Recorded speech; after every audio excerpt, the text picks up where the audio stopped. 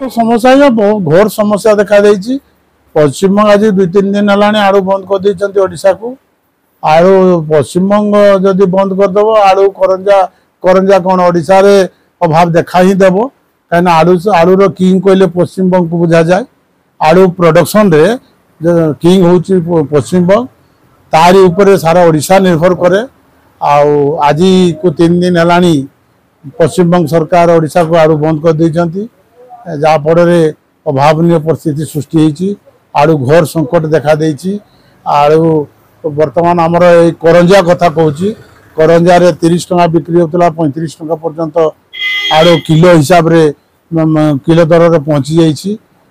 करंजा रे आपंकर पूर्व कही आगु आम स्टडी करते मैंने करंजा रे 11टा कोल्ड स्टोर थिला।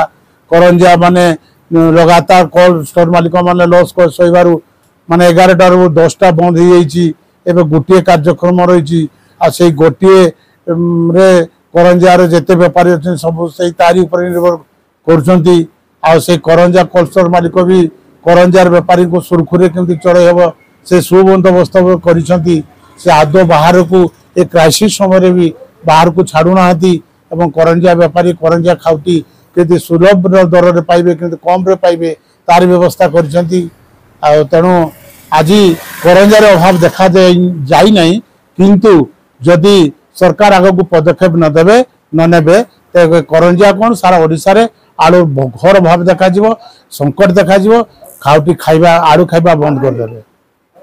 मनमोहन कुमार नायक ग्राम खिचिंग मयूरभंज।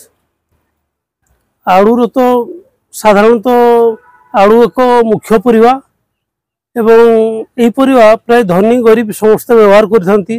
वर्तमान परिवार रेट जहाँ आकाश छुआ है तेणु आड़ू पर समस्ते निर्भर करछंती।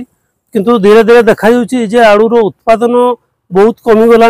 आम अंचल मुख्यतः यही आड़ू चाष खूब प्रयोज्य है अंचल चाष धीरे धीरे कमी जाऊँगी कारण आम अंचल शीतल भंडार संख्या बहुत कम एवं आड़ू गच्छित रखा संभावना संभव होनी। तार सहित आड़ू साधारणतः आम वेस्ट बेंगल आसता वेस्ट बेंगल आड़ू रप्तानी धीरे धीरे कमिगला। तेणु आड़ूर रेट बहुत आकाश छुआ जदि आड़ूर रप्तानी संपूर्ण भाव में बंद हो जाए जे आड़ूर माने रेट कौन हम ता कही हेबनी एवं साधारण ये गरीब एवं मध्यवित्त श्रेणी लोक ये आड़ू खावाई आ सुजोग पाइबेनी।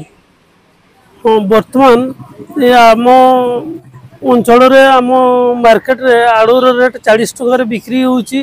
आग को आहरी वृद्धि पाइबार संभावना रोची।